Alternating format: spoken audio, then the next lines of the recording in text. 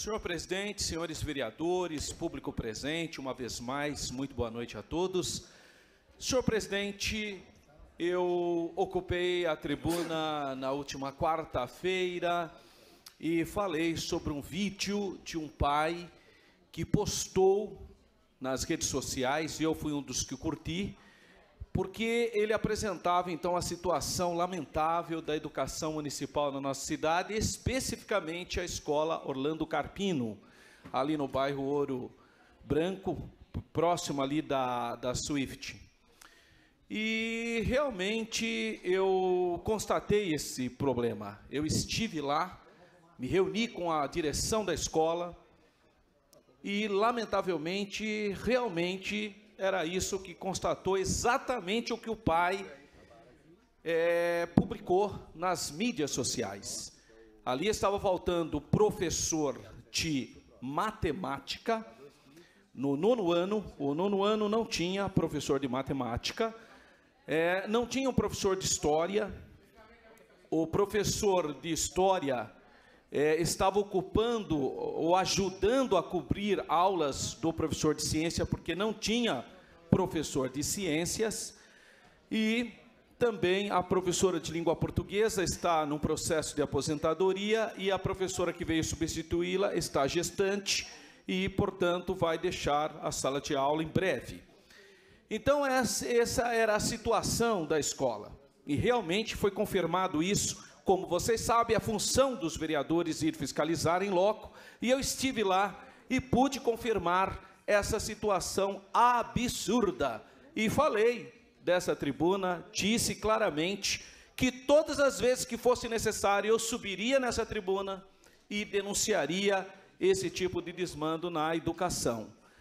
Agora eu acabei de receber um vídeo do próprio pai, que fez a denúncia, e ele, então, me enviou aqui um vídeo dizendo que, milagrosamente, os professores reapareceram. Graças a Deus, né?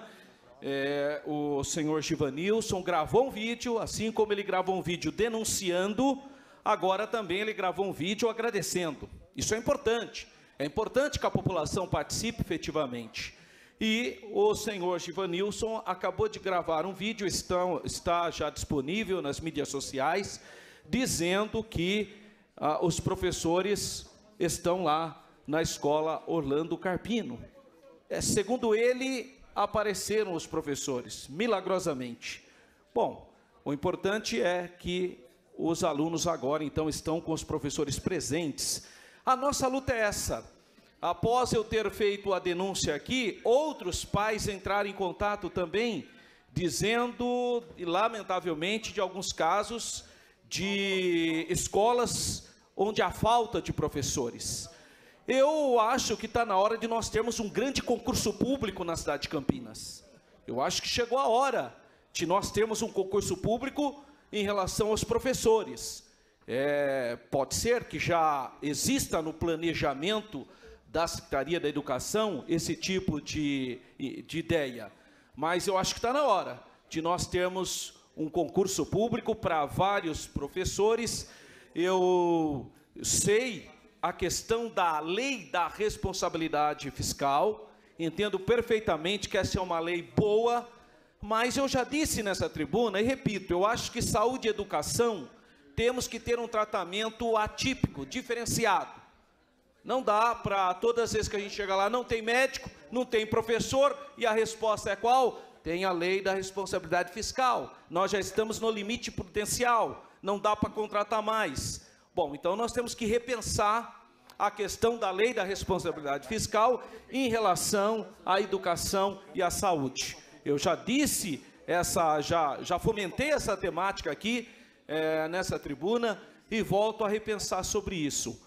Eu acho que está na hora de nós termos concursos públicos para professores na cidade de Campinas. Eu observei, nobres vereadores, que muitos professores se aposentaram. Se você olhar o diário oficial do município, desse último mês, você vai ficar admirado com o número de professores que se aposentaram. É muito grande o número. Então, eu imagino que já está na hora de nós termos concursos e realmente atendermos essas demandas. Não há a menor possibilidade de aceitarmos uma escola sem o professor.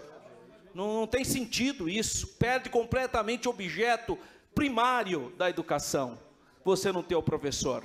E não adianta também você colocar professor para ficar cobrindo outras aulas.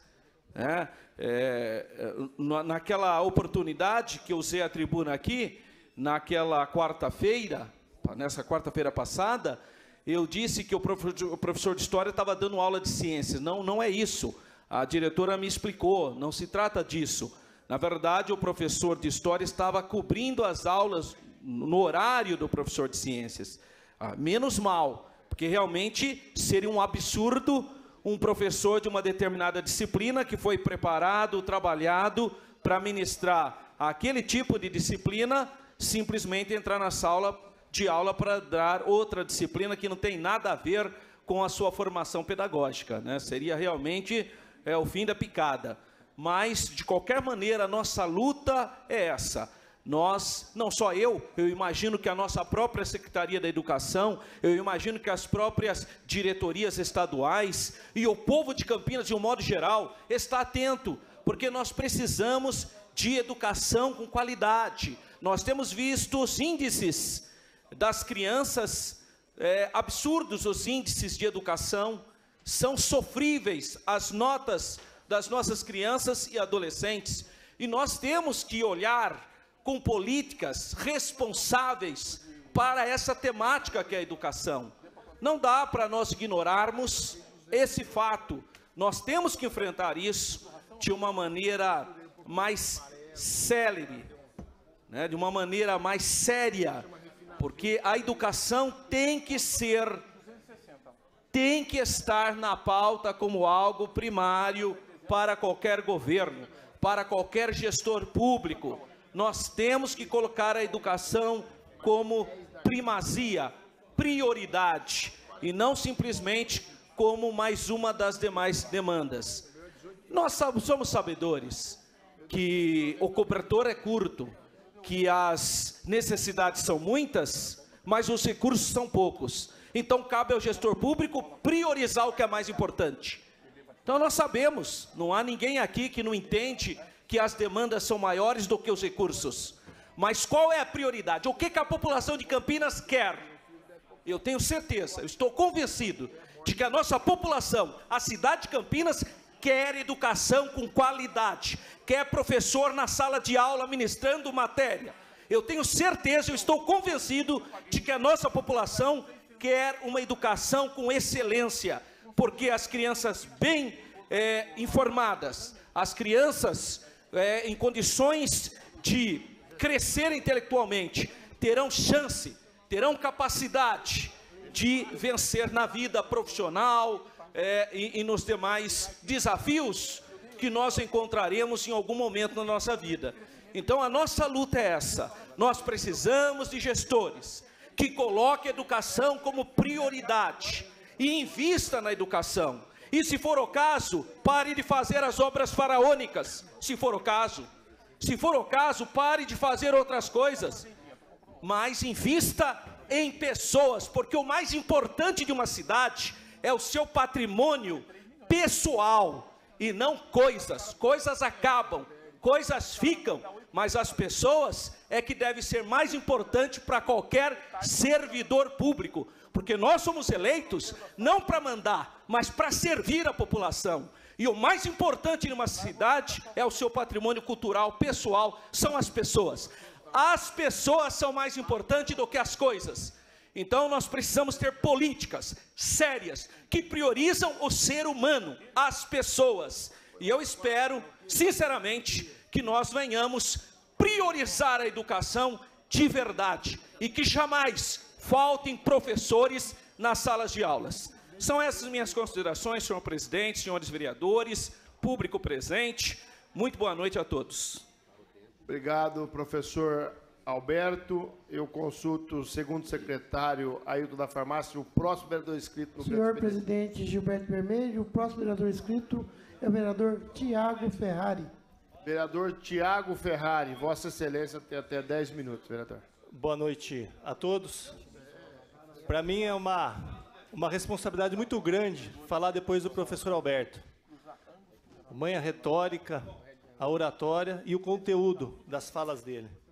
Mas o professor Alberto é uma pessoa que eu aprendi a admirar muito, porque eu via que em cada palavra que ele usava aqui na tribuna, tinha um gesto, uma ação e um exemplo dele.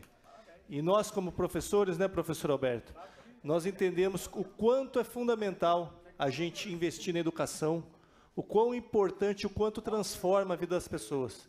Eu falo até da minha experiência familiar, experiência pessoal. Meus avós semi-analfabetos e minha mãe lutou, brigou para poder estudar, foi professora da Unicamp e conheceu o mundo.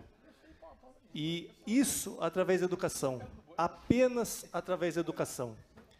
E como professor, eu vi o quanto a gente pode transformar a vida das pessoas, a vida dos jovens, a vida das crianças. E aí, eu gostaria de fazer uma reflexão para vocês que estão aqui, para vocês que estão assistindo, que hoje a gente está colhendo o fruto dessa desatenção. Hoje a gente vê esse debate que nós estamos tendo dentro das eleições, que não é um debate, são agressões, são ataques de fúria, mas isso é reflexo do que a gente vem colhendo ao longo dos anos. O país encontra-se nessa situação de crises institucionais, crises morais, e a gente está tendo a oportunidade aqui de tentar olhar essa conjuntura, olhar esse retrato e ver o que a gente quer para os nossos filhos, o que nós queremos para a nossa nação, para o Brasil. Eu entendo que é importante a gente ter as diferenças, mas mais importante é a gente saber respeitar as diferenças. E respeitar conversando e discutindo, e não minorias que muitas vezes gritam, querendo calar a maioria, como a gente tem visto aí, e muitas vezes falta de respeito. Mas eu subo aqui, professor Alberto, para endossar suas palavras. Eu tenho na minha vida que a gente vai conseguir transformar o nosso país, transformar a nossa cidade, olhando com carinho, com atenção e com responsabilidade para a educação. Tem uma frase que eu sempre uso, quando eu dou palestra para jovens, quando a gente está discutindo política, só faz história, e aí eu vou falar para um professor de história, o professor Alberto, só faz história quem conhece a história. Porque a história é tudo reflexo de uma coisa, puxa a outra, e muitas vezes ela se repete. E a gente pode tirar lições do passado para a gente poder mudar o presente e o futuro. Então eu gostaria de subir aqui, suba aqui, professor Alberto, para endossar suas palavras, clamar para que a gente possa olhar para essas crianças, olhar para esses professores, olhar para essas escolas, olhar para a educação da nossa cidade. Campinas é uma referência cultural, Campinas é uma referência na educação. A gente tem Unicamp, tem Facamp, tem PUC, tem Mackenzie, tem os hospitais, são todos referências regionais, no estado e até no mundo. E a gente não pode deixar esse legado de lado.